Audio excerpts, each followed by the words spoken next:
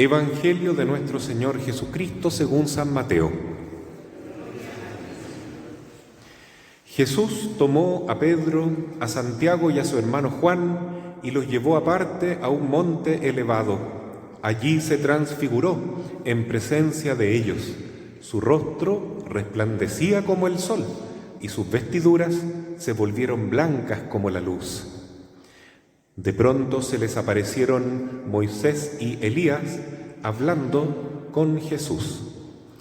Pedro dijo a Jesús: Señor, qué bien estamos aquí. Si quieres levantaré aquí mismo 3 tiendas, una para ti, otra para Moisés y otra para Elías.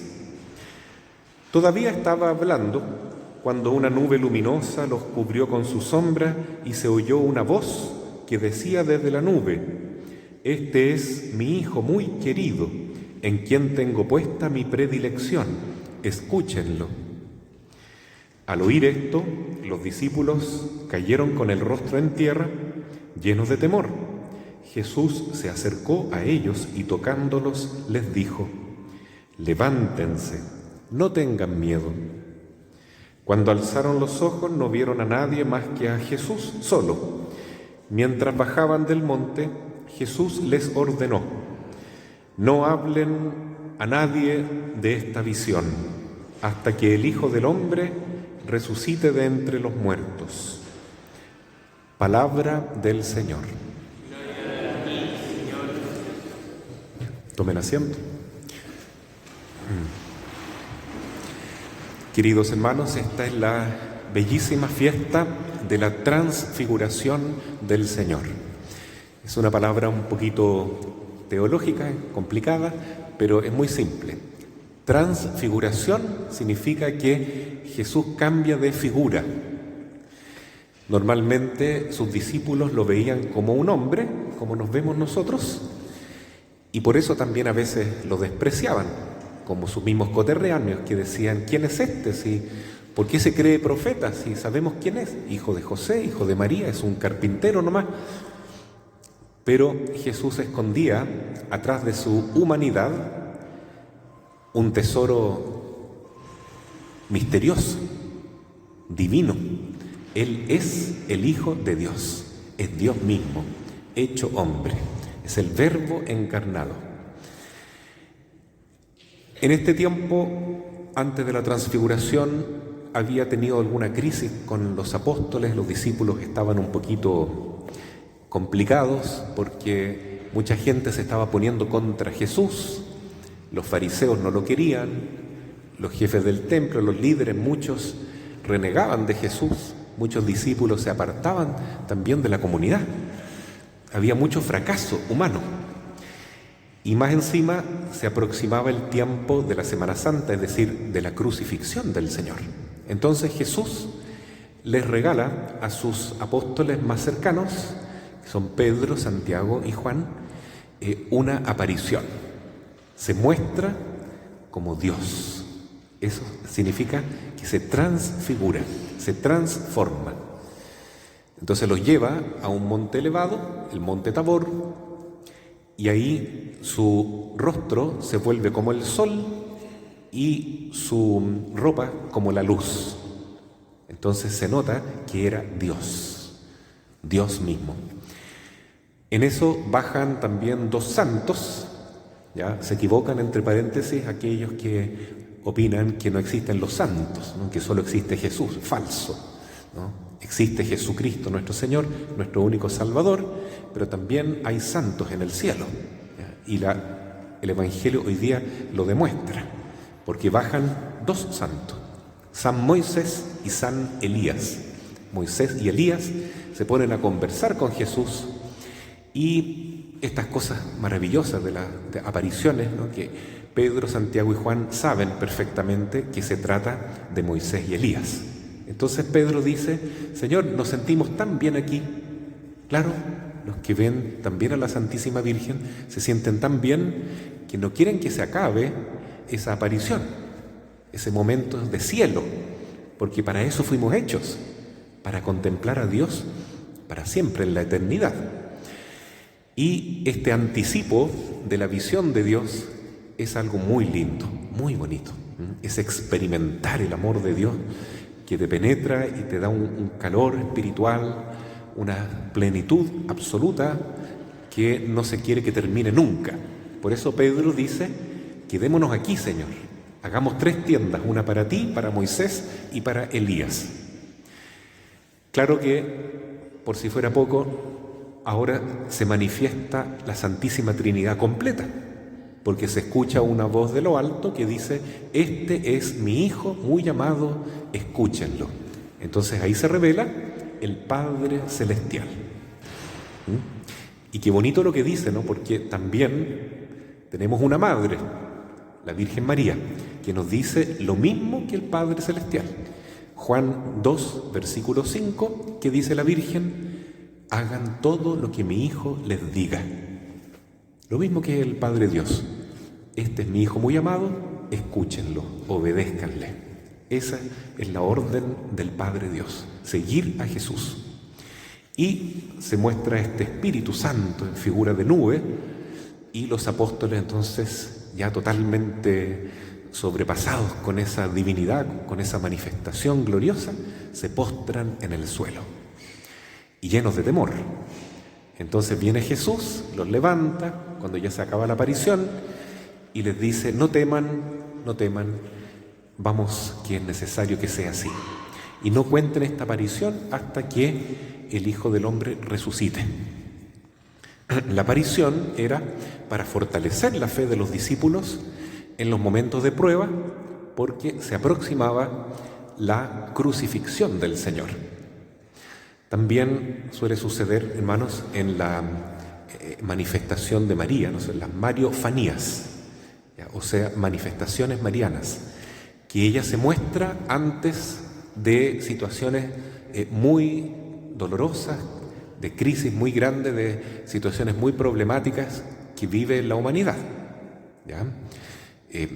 Siempre es así, la Virgen se presenta para preparar al pueblo para una situación complicada, ¿no? Por ejemplo, en Medjugorje se apareció justo 10 años antes, el mismo día, ¿no es cierto?, pero 10 años antes, diciendo: paz, paz, paz. Dios quiere la paz entre los pueblos y la paz de los hombres con Dios. Paz, paz, paz. Y justo 10 años después, el 25 de junio del 91, estalla la guerra de los Balcanes, que fue terrible, pero Medjugorje se mantuvo a salvo de cualquier problema, de bombas, no pasó nada, y con la protección de la Virgen. Y porque la gente rezaba mucho, por supuesto. Entonces, ¿qué quiere decir esto? Que Jesús se muestra, se aparece para preparar a los discípulos a la prueba, la cruz. No es fácil. Si la Virgen se está mostrando ya durante 42 años en Medjugorje hasta el día de hoy, es porque nos está preparando para algo que va a venir. Va a venir algo importante en el mundo. Todos nos damos cuenta que el mundo como está no puede durar mucho más así, ¿no es cierto? Va a haber un cambio fuerte. Dios va a intervenir acá. Pero este mensaje no es para tener miedo, sino para confiar más en el Señor y dejarnos llevar por la Virgen. Ella nos conduce con amor, como mamá. Ella simplemente nos dice: hagan lo que mi hijo les diga, acérquense a la misa, recen más el rosario, lean la palabra de Dios, hagan ayuno, especialmente los viernes, y también la confesión, porque en la Sagrada Confesión se produce la limpieza, la purificación del alma que Jesús realiza a través del sacerdote. Yo te absuelvo, yo te perdono de todos tus pecados. Nada mejor nos puede suceder que el perdón de nuestros pecados. Entonces, hermanos, la Virgen nos está preparando y esto nos debe llevar a una gran confianza, una gran alegría. Solamente los paganos, es decir, los no creyentes, los que no han experimentado el amor de Dios, como dice la Madre en Medjugorje, tienen que tener miedo, ¿no? Pero quien tiene fe, no hay problema, ¿ya? Aunque venga una pandemia peor que la que tuvimos, nada he de temer. Eso dice el cristiano: el Señor es mi pastor, nada me habrá de faltar. Y recuerden ustedes que después de la cruz, después de la muerte del Señor, la pasión de Cristo, vino la resurrección.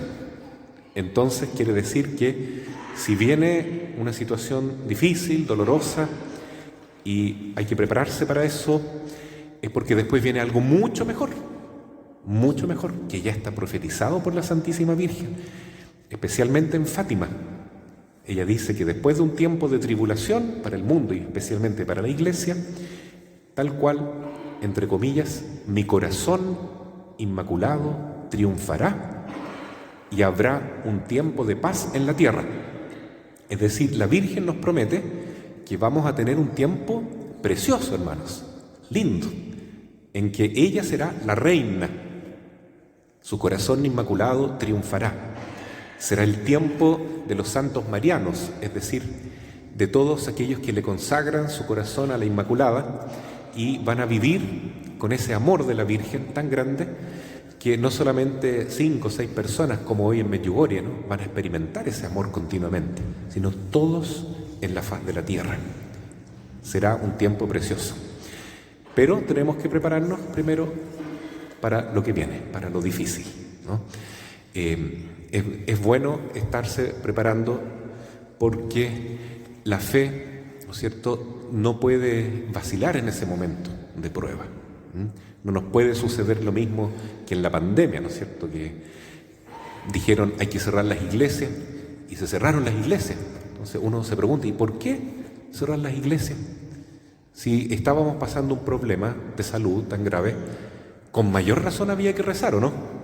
Es que nos habían dicho que las iglesias era el lugar más peligroso para estar. Entonces creímos eso, ¿no? Entonces ya no nos van a meter más el dedo en la boca y nos tenemos que preparar, porque vendrán más pruebas en la humanidad.